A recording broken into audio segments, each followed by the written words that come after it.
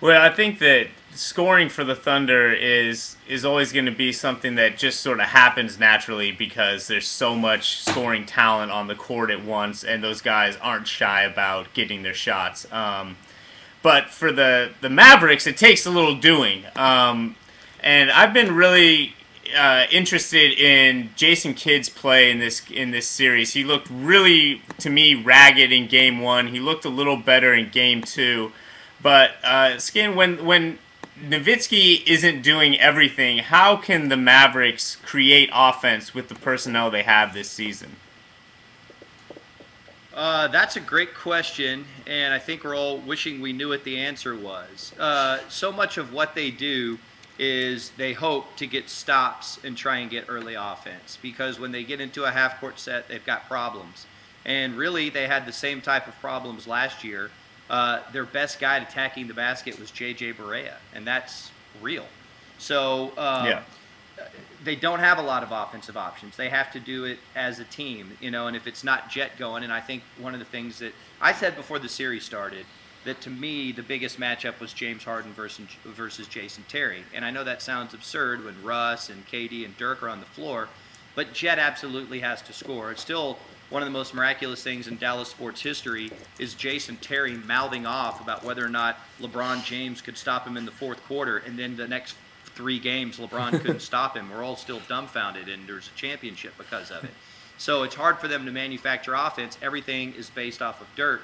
I love your Kidd comments, because I thought in Game 1 that was about as good as Jason Kidd's looked in a month, which is the reality of having a 39, 38, 39-year-old point guard that will get to the rim and kick it out to 30 feet because he's not competent shooting at the rim anymore. Right. And then he was, 1 for 6 or whatever he was from 3 the other night. So their whole offense is, and this is the reason why Vince Carter was playing during the fourth quarter so much in the last couple weeks, was can we make it easier on Dirk? We spread the floor. Before the season started, I said that Vince Carter was replacing Peja. The reason being because his role is simply to spread the floor. Jet, when Kidd's hitting his 3 and he's got good timing and he can catch and shoot, and Vince Carter, they just try and make it as wide as possible so that if you double team Dirk, someone gets a wide open shot. Veterans make the extra pass. That's their offense. It really is Right. how they're going to win or how they're going to lose. So they simply have to play good defense, try and get early offense opportunities, and if that doesn't work, Dirk, save us. Yeah, and one thing that I think people underestimate about Tyson Chandler's impact on the offense is when you talk about spreading the floor and creating space for passing angles. Chandler, reliable 15-footer, he could hit that, but really he expanded the court vertically, right? You could just throw it up there, and that was suddenly this space that teams had to be able to defend. Let's start with Royce.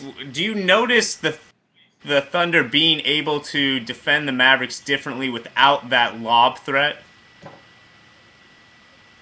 Yeah, I think so. I think that that's a good point. And one thing that it's done is that, Kendrick Perkins can now play a little bit more because Tyson Chandler was able to run the floor really well. And Perk was 40 pounds overweight last season too. And he couldn't run the floor with Tyson Chandler. And so it opened up the Mavs in transition pretty easily. So, Perk couldn't jump with Chandler, he couldn't run with him, and he just couldn't keep up with him in a lot of ways athletically. So now Chandler's just a better player anyway, so it doesn't really matter. But taking that away, I think that there could be some value. I mean, granted, I don't know the Mavericks near as well as Jeff does, but and maybe playing Brandon Wright some more at the 5, because I think it neutralizes Kendrick Perkins a little bit more in that you could run the floor and you could expose Perkins for some of his athletic inabilities. But granted, Perkins has lost 35 pounds or so he's a little bit better. But I think that you make a fair point, though, saying that not having the lob threat and not having J.J. Barea to break down the Thunder in the pick and roll late in games are two big things that Oklahoma City's really sighing relief about.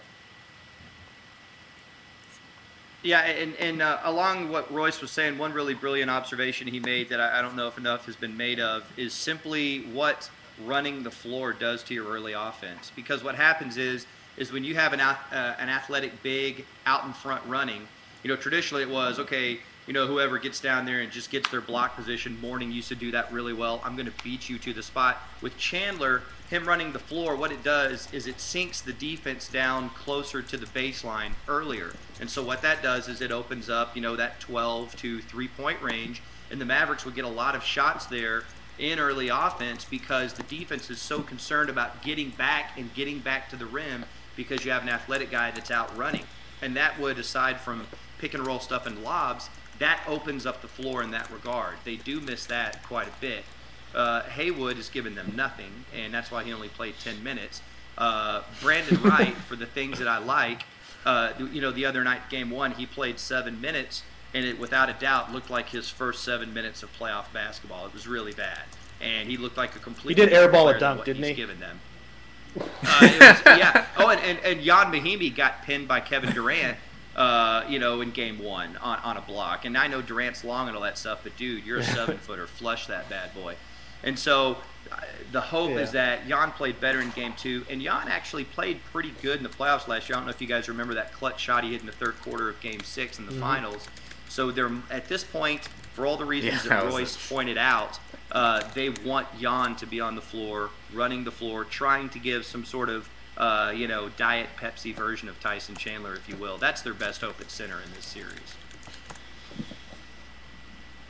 All right, so final score predictions for tonight, and then I will let you go. Put me down for, I think the Mavs are going to win this one close. I think like 96-94 or something like that. Okay. Okay, give me Mavs 96-91, and that's going to be the closest thing to a blowout in this game. Price is Right rules. 5-point victory. So 96 is the magic. 91. That's the magic number. No, you know what? I don't want to. Number 86. I think they're going to be all right. Yeah. Right. So that's what we'll go with.